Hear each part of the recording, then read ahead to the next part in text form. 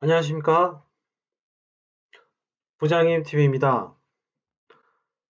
오늘은 10번째 시간 인터페이스 정의서에 대해서 한번 알아보겠습니다. 인터페이스 정의서도 산출물 중에서 가장 중요한 요소이기도 하고 업무적으로도 많이 헷갈리는 부분들도 많이 있는 것 같아요.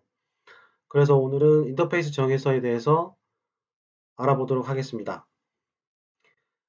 ITPM을 막 시작하는 40대 직장이란 전문 가이드 많이 애용해 주시고요. 구독, 좋아요는 많은 힘이 됩니다. 자, 그럼 시작하겠습니다. 음, 산출물 시리즈 10번째 시간입니다. 인터페이스 정의서에 대해서 한번 알아보겠습니다. 서로 다른, 그러니까 시스템 간의, 업무 시스템 간의 그 데이터 연계가 필요한 경우에 인풋, 아웃풋 데이터를 정의하는 그 문서라고 보시면 됩니다. 인터페이스 정의서하고 같이 또 필요한 문서가 하나 더 있는데, 방화벽 신청서가 또 있습니다. 그러니까 선행적으로 인터페이스를 정의할 때 상대방에 대한 그 시스템을 연계할 때는 방화벽을 열어줘야 되는 그 문서가 있거든요. 그거에 대해서 이제 같이 이제 설명을 드리려고 합니다. 산출물 시리즈 인터페이스 정의서 키포인트 베스트 5 이제 알아보겠습니다. 첫 번째 키포인트는요, 작성 주체입니다. 인터페이스 정의서는 이제 그 보통 프로젝트를 하게 되면 그 인터페이스 연계가 필요한 쪽에서 인터페이스 정의서를 작성하게 됩니다. 이 부분이 많이 헷갈리는데요. 저도 아주 초창기에는 인터페이스 업무가 있을 때 어, 호출하는 쪽이 작성을 해야 되는 것인지 아니면 호출을 당하는 쪽이 작성을 해야 되는 것이 굉장히 헷갈릴 때가 있었습니다. 그리고 실제로 업무 그 팀 간에도 서로 인터페이스를 정의서를 작성 안 하려고 왜냐하면 작성할 것들이 많거든요. 그래서 이제 그런 서로 티격태격하는 경우도 실제로 봤고요. 그런데 실제로 이제 그렇게 이슈가 있을 때 정리되는 그 방법은 항상 작성 주체는 호출하는 쪽이 인터페이스 정의서를 작성하는 게 맞습니다. 그럼 왜 그러냐면 잘 생각해 보시면 자, A라는 시스템이 있고 B라는 시스템이 있습니다. 자, 그런데 호출하는 쪽이 A라고 했을 때 그럼 호출 당하는 쪽은 B가 되는 거죠. 그러면 실제 데이터는 B 쪽에 있는 겁니다. 그러니까 호출하는 쪽이 A가 되는데 A 쪽에서 B B 시스템의 데이터에 대한 어떤 그 레이아웃을 알아야겠죠. 그래서 당연히 그거에 대해서 이제 또 그 B 시스템에서 호출을 당하니까 그 다시 리절트 값을 줘야 되니까 그런 어떤 작업이 필요하겠죠. 그래서 서로 상호 간의 연계가 필요한 건데 그래서 어, 호출하는 쪽을 A 시스템에서는 인풋 값을 작성합니다. 그리고 그 다음에 그 B 시스템에서 이제 리절트 값을 가져오는데 그 리절트에 대한 값을 그 협의를 해서 B 시스템의 업무를 담당하는 사람의 확인을 해서 그 리절트 셋을 이제 정의를 해서 최종적으로는 그 인터페이스 정의서에다가 in, out을 어, 정리를 해서 A 시스템을 해서 호출하는 쪽이 즉 호출 작성 주체는 호출하는 쪽이 인터페이스 정의서를 작성한다. 이렇게 알고 계시면 되겠습니다. 그러니까 처음에도 호출하는 쪽이 리절트 셋도 당연히 요구하는 값이니까 알고 있겠죠. 그런데 그 호출 당하는 쪽에서 그 리절트 셋을 줄 수도 있고 다 못 줄 수도 있기 때문에 상호 협의가 필요한 거죠. 그래서 인터페이스 서로 상호 간의 인터페이스를 정의하는데 작성하는 주체는 호출하는 쪽이다. 라고 보시면 되겠습니다. 자, 이제 또 두 번째가, 키포인트 두 번째는 방화벽 신청입니다. 자, A라는 시스템에서 B라는 시스템을 호출하게 되면, 자, 이걸 잘 생각하셔야 되는데요. 그래서 호출을 하는 쪽을 그러니까 호출하는 쪽이 소스가 되는 거고, 그리고 호출 당하는 쪽이 타겟이 됩니다. 그래서 소스, 타겟 이렇게 서버를 구분하게 되는 거죠. 그래서 방화벽 신청서에 보면 소스 쪽하고 타겟 이렇게 구분해서 호출하는 쪽과 호출 당하는 쪽 타겟 이렇게 해서 이제 구분을 해서 A 시스템과 B 시스템의 IP를 적게 됩니다. 자, 그리고 한 가지 또 말씀드리고 싶은 게 저도 많이 헷갈린 내용인데 잘 들어보세요. 자, 방화벽을 신청하는 거는 자, 어떤 A라는 그 호출 당하는 쪽이 제가 B 시스템이라고 했습니다. 잘 들어보세요. 자, 어떤 그 특정 시스템이 있는데 자, 여기에서 패킷이 패킷을 자, 이제 들어가는 쪽이 있고 나가는 쪽이 있습니다. 특정 시스템이 있는데 패킷이 들어오는 거는 보안에 문제가 될까요? 보안이 문제가 안 될까요? 자, 반대로 패킷이 나가는 것에 대해서 보안이 이슈가 있을까요? 없을까요? 자, 여기서 요걸 생각하시면 됩니다. 즉, 저도 많이 헷갈렸지만 잘 생각해 보시면 자, 특정 시스템에서 데이터 연계든 어떤 방식이든 간에 데이터가 나가는 것이 당연히 이슈가 있겠죠. 그러니까 그 특정 시스템에서 패킷이 들어오는 것에 대한 방화벽은 항상 열어둡니다. 보통 80 포트나 8080을 쓰는 이유가 패킷이 들어오는 거는 전혀 문제가 없어요. 정보를 받는 거니까.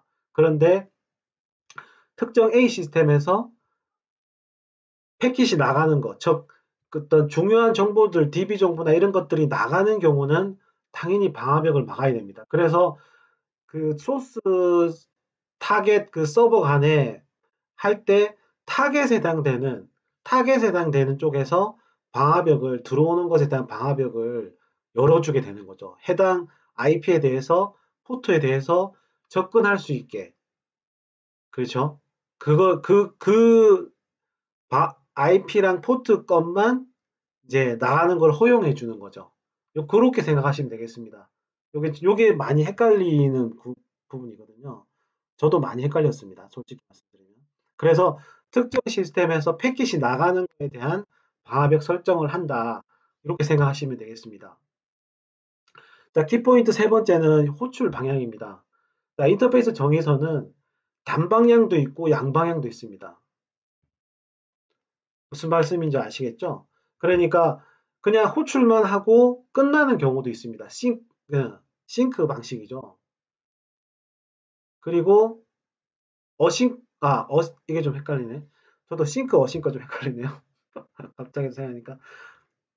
단방향하고 양방향. 그러니까 한번 그 호출하고 그냥 끝나는 경우가 있고, 이거 싱크, 어싱크가 좀 지금 헷갈리네요, 제가.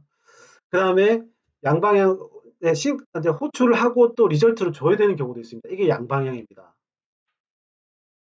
이런 경우가 있는 거죠. 그러니까 항상 그 인터페이스 정의서를 할 때 단방향으로 끝나는 경우도 있고 양방향으로 인터페이스가 해야 되는 경우도 있습니다.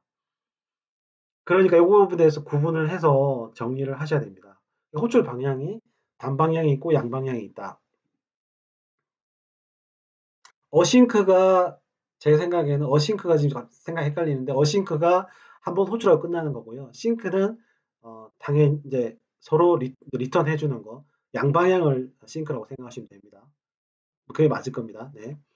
자, 그다음에 키포인트 네 번째는 연계 방식인데요. 인터페이스의 대부분은 제가 프로젝트를 많이 해보다 보니까 어, 금융권이든 일반 공공기관이든 이제 연계 방식이 많이 있는데 대부분은 솔루션을 많이 씁니다. 그러니까 이 EAI를 지원하는 솔루션들이 공공기관이든 은행이든 그 민간기관이든 다 있습니다. 그래서 통상적으로는 그거를 연계하는 모듈을 솔루션에서도 지원하기도 하지만 대부분은 그 공공기관이든 민간기관에서 이제 ESB나 뭐 EI 이런 걸 이용하게 되는데요. 보통은 EI 연계 그 솔루션이 있어가지고 그쪽에서 DB to DB라든지 파일 to DB라든지 이렇게 보통 솔루션이 다 장착이 되어 있습니다. 그래서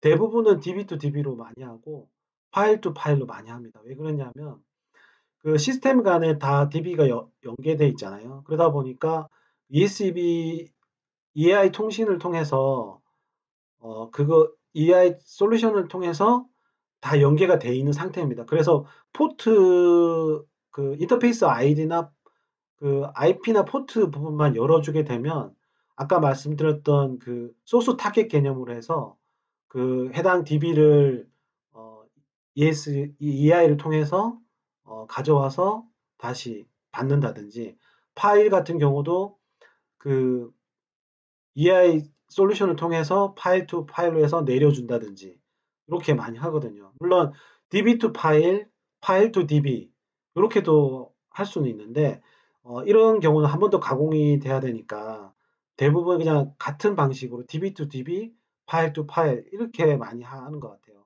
네. 자, 그 초반에도 말씀드렸지만 이제 키포인트 다섯 번째는 전문 구성인데 보통은 그 나중에 양식에 대해서도 한번 말씀드릴 기회가 있겠지만 그 인터페이스 정의서는 이제 보통 in하고 그다음에 output 이렇게 작성을 하게 돼. 인바운드, 아웃바운드 이렇게도 말하는데 in은 보통 조회 조건, 그다음에 output은 조회에 대한 결과입니다. 그러니까 DB로 치면은 처음에 그 셀렉트 조건에서 그 조회 조건에서 날아가면 실제로 이제 그 받은 쪽 서버에서 그 조회에 대한 결과값이 리절트로 뭐 이렇게 리스트 형태로 온다든지 그렇게 오게 되는 겁니다.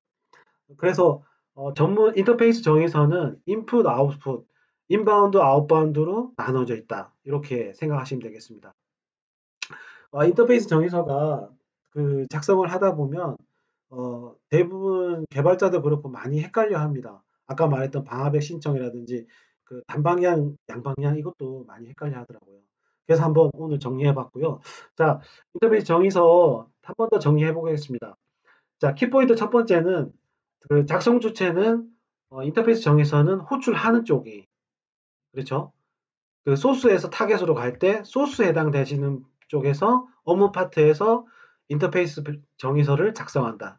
그렇게 서로 협의해서 그 리절트에 대한 값을 알아서 파라미터로 정해서 그 연계가 가능한 컬럼을 정한 다음에 최종적으로 작성하는 이런 형태가 됩니다. 자, 키포인트 두 번째는 방화벽 신청을 해야 된다. 인터페이스 연계를 하려 그러면 소스와 타겟에 대한 아까 말씀드렸듯이 그 특정 시스템에서 패킷이 나가는 것에 대한 그런 IP와 포트를 호출하는 쪽에 IP와 포트를 방화벽을 열어줘서 그 IP와 포트만 그 허용을 해주는 거죠. 이렇게 방화벽 설정을 한다고 보시면 되겠습니다. 그리고 세 번째 호출 방향은 단방향이 있고 한 방향으로 가서 끝나는 게 있고 그 다음에 양방향으로 주고받는 것, 싱크, 어싱크가 있다. 그리고 연계 방식은 네 번째 연계 방식은 대부분 그 EI 솔루션을 통해서 DB to DB, 파일 to 파일 이런 식으로 많이 연계를 한다. 그리고 전문 형식은 그 인터페이스 정의서 그 한 장으로 작성이 되는데 인바운드, 아웃바운드, 인풋, 아웃풋에서 인에는 조회 조건이 들어가고 그 다음에 아웃풋에는 그 조회에 대한 결과치를 리턴 받는 그 컬럼의 그 아웃풋 컬럼의 리스트 형태들이 나오는 것이라고 생각하시면 되겠습니다. 자, 오늘 산출물 시리즈 10번째 인터페이스 정의서에 대해서 한번 알아봤습니다. 산출물 시리즈 편 다른 부분들도 한번 그 코리아 르코에서 한번 보시고요. 그리고 ITPM 가이드 지금 올려져 있는 것도 한번 보시면 많은 도움 되실 수 있을 것 같습니다. 예, 긴 영상 감사드리겠습니다.